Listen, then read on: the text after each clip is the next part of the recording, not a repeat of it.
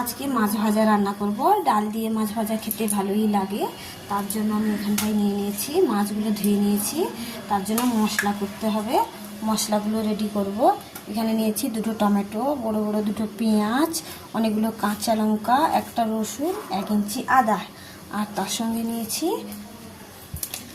নিয়েছি খানিকটা ধনিয়া পাতা। একে কি করব, একসঙ্গে মিক্সিতে দিয়ে বেটে নিয়ে আসবো। মাছগুলো মেখে নিয়েছি, এরপরে ফ্রিজে রেখে দেবো।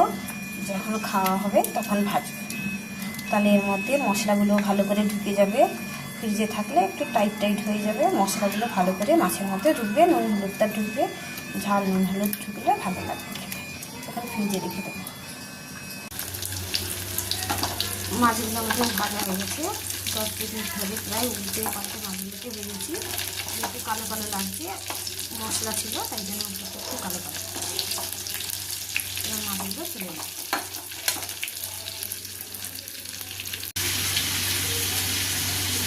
মাছ ভাজা রেডি হয়ে গেছে আমাদের।